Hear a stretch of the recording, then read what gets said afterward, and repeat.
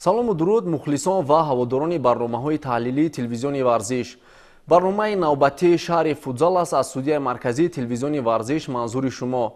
тими миллии футзали тоҷикистон яке аз марҳилаҳои муҳими омодагиро ба марҳилаи интихобии ҷоми осиё 2026 баргузор намуд.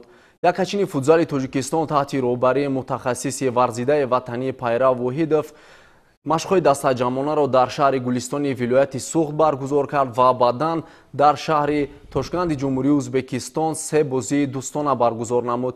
ба ҳамин хотир ва барои таҳлили бозиҳои мазкур ба студияи марказии телевизиони варзиш даъват намудаем сармураббии тими миллии футзали Тоҷикистон Пайрав Воҳидовро. сараввал шуморо ба студияи марказии телевизиони варзиш хушомадед мегӯем ва мегуфтед ки омодагӣ дар шаҳри Гулистон чӣ гуна сипарӣ шуд ва бозиҳои дӯстонаро чӣ гуна баргузор кардед? Салому дуруд бепоям ба тамоми тамошои телевизиони варзиш. Ташаккури зиёд ки ба барнома даъват кардед ва ма имконият дорем дар ин барнома дар чӣ ҳолат дар кадом ҳолат қарор додани тими мунтахабро ба мухлисон пешкаш намоем. Мо 5 рӯз дар шаҳри Гулистон ҷавомаи тамрин таълимӣ гузарондем ва баъд ба рӯзи 14 сафар кардем ба шаҳри Тошканд.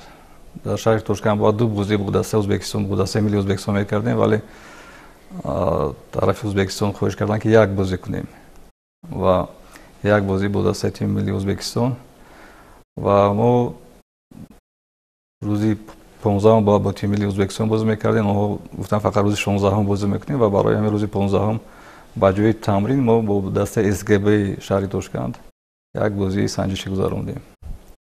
баъд аз он рӯзи 16 бо дастаи миллии Ӯзбекистон ва рӯзи 18 бо дастаи қаҳрамони феълии Суперлигаи Ӯзбекистон дастаи БНБ як бозии санҷишии дигар гузарондем. дар он се бозӣ гузарондем. бале се бозӣ ду даста бо дастаҳои шомили Суперлигаи футзали Ӯзбекистон ва як бо тими миллии футзали Ӯзбекистон. хоб бо тими миллии футзали Ӯзбекистон бозӣ бидуни гол ба анҷом расид ва дар ду рақобат бо дастаҳои шомили Суперлига мо мағлуб шудем. сабаб дар чӣ буд? бозии аввал пас аз сафар ба шаҳри Тошканд хаста буд ё ин ки воқеан ҳам дастаҳои Суперлигаи Ӯзбекистон бисёр ҳам пурқувватанд. дастаи СКБ ки соли аввал аст шомили Суперлига гардид, ҳайаташро бисёр пурзур намудааст. воқеан ҳам даста пурқувват буд ё ин ки ягон омилҳои дигар буд бозингарони ҷавонро дар ин рақобат аз санҷиш гузарондед? ҳадафу мақсадҳо ба ҳар як бозӣ гуногун буданд. мақсади асосӣ бояд хуб бозӣ мекардем бо дастаи тими мунтахаб, барое ки бозии расмӣ буд, расмии санҷишӣ. бо дастаи СКБ ҳадафҳо дигар буданд. мо ба ҷои тамрин буд ва мо хоҳистем ки ҳама бозингарон бозӣ кунанд, ҳама бозингарон озодона бозӣ кунанд ва мо дар ин бозӣ дарвозабони ҷавонтарро истифода бурдем, ҳам Фирӯз Бозмаҳмадов, ҳам Нуриддин Ҷабборовро.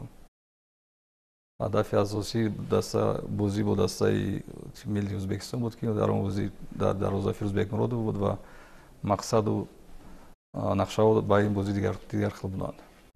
бале дар бозӣ бо тими миллии футзали Ӯзбекистон бозиро мо тамошо кардем ва айни замон имкон дорем ки лаҳзаҳои ҷолиби ин рақобатро якҷоя бинем. воқеан ҳам дастаи мо бисёр бозии арзанда нишон дод ва дар чандин ҳолатҳо мо аз ҳариф дида имкониятҳои зиёди голзанӣ доштем. ҳамин чаро футзалбозони тоҷик дар бисёр ҳолатҳо наметавонанд ҳолатҳои 100% голзаниро ба гол табдил диҳанд? дар ин бозӣ аз рӯи оморе ки мо дорем, мо лаҳзаҳои голзанӣ назар ба дастаи Ӯзбекистон бисёртар доштем, вале истифода бурда натавонистем. истифода барои ин лаҳза аз маҳорати бозингар, аз таҷрибаи бозингар вобастагӣ дорад ва ин марҳила бар марҳила вақте ки бозингар бисёр бозӣ мекунад, таҷриба бисёртар мешавад, дар оянда бояд шаванд.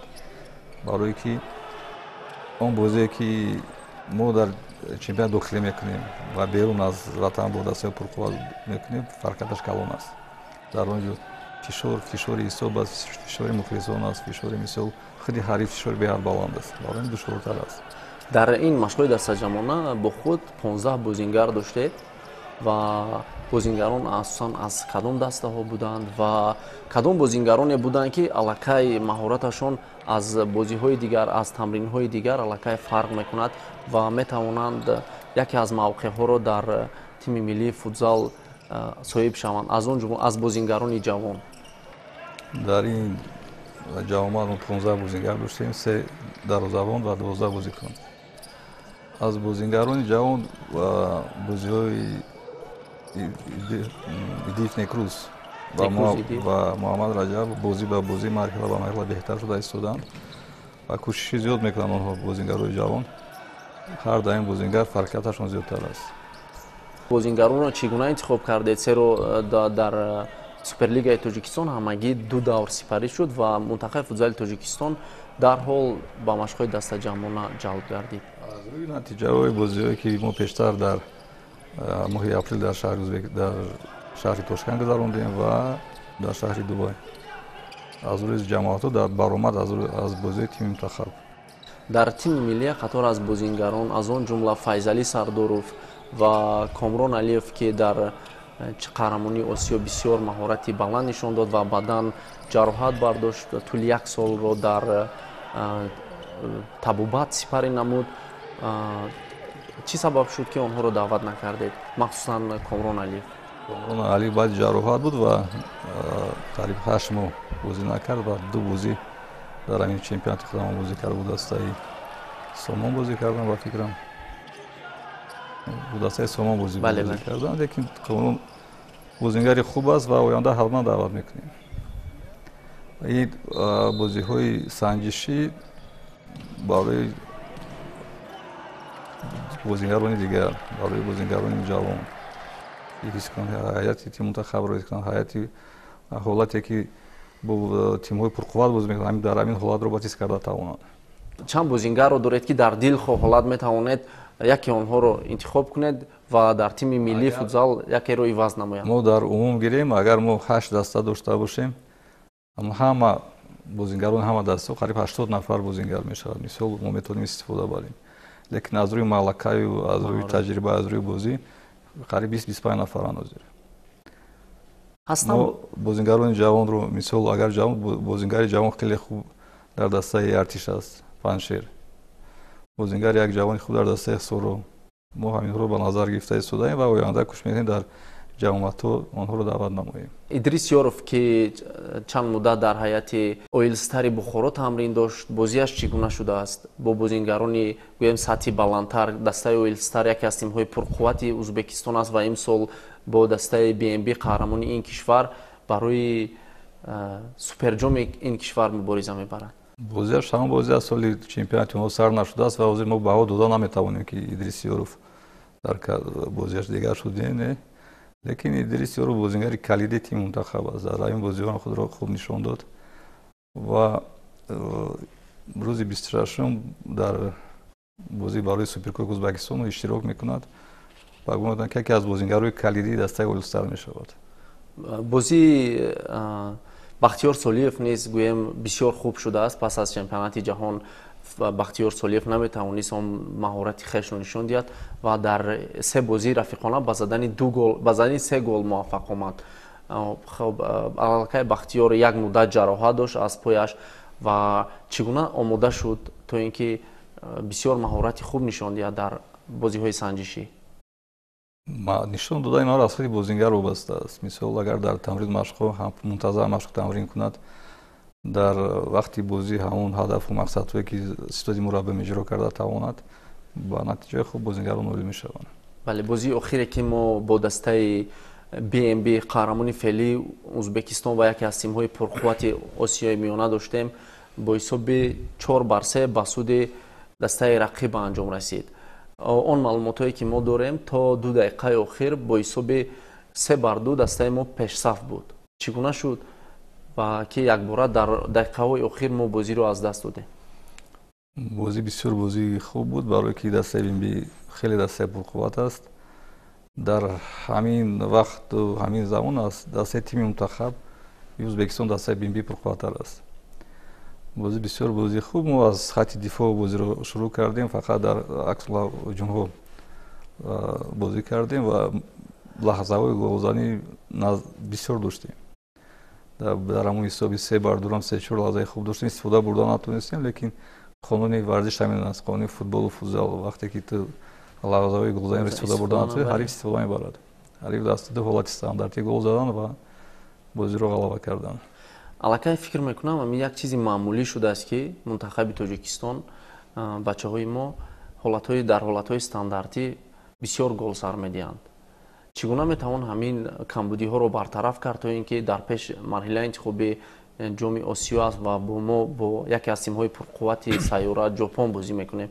ягон дарсҳои махсус ҳастанд ё ки тамринҳои махсус ҳастанд ки ҳамин мушкилиҳо бартараф шаванд ва мо дар ҳолатҳои стандартӣ гол сар надиҳем. мақсади гузаронаи бозиҳои санҷишӣ худаш ҳамин аст. мо танҳо вақти бозӣ бо дастаҳои пурқувват метавонем нуқтаҳои заифи худро муайян карда баъд таҳлил карда онҳоро ислоҳ кунем. мақсади асосии гузарондани бозӣ бо ҳамин дастаи BNB бо тими мунтахаби миллии Ӯзбекистон ҳамин буд ки мо дар баробари ҳарфи пурқувват тавонем нуқтаҳои заифи худро муайян карда тавонем. ва дастаи BNB дастаест ки қариб 50% голҳоро аз ҳолатҳои стандартӣ мезанад. умуман дар футзал ҳозир تعداد گل‌هایی که از استاندارد هست بهتر بسیار هستند و برای ما باید در دفاع استانداردی باید بیشتر کار کنیم. این یک درس است و ما یک وقت داریم در کلوب‌هایمون بعد در جامعه‌ای که پیش از بازی انتخابی می‌شود حتما با این چیز باید زیادتر اهمیت دهیم. تا آغاز مرحله انتخابی جام آسیا چند مرحله دیگری آمادگی است و چند بازی‌های دوستانه دیگر رو به نقشه گرفته اید؟ یک مرحله آمادگی دیگر است. ممکن یک یا دو بازی دیگر گذرانیم. بازی سنجشی. خب پیش از آغاز چمپیونات جهان 2024 که در توشکان برگزار شد، منتخب فوتبال تاجیکستان با دو دسته پرقوت سیاره از آن جمله اسپانیا و نیدرلند بازی سنجشی برگزار کرد. خب یگان نقشه دارید که حریفان از ازبکستان دیده پرقوت‌تر حداقل با ایران بازی دوستانه گذرانیم. ما پیشنهاد کردگی هستیم با دپارتمنت تیم منتخب فدراسیون فوتبال سون که اون حریف پرقوت بیابند. ازبکستان دسته سمی آسیا است. ازبکستان یکی از دسته‌های پرقوت آسیا است و ما کوشش کرده ایستادیم که حریف‌ها در دهگانه بهترین تیم‌های آسیا باشند. وقتی که ما بازی می‌کنیم، بازی سنجشی با حریف‌های پرقوت بازی کنیم.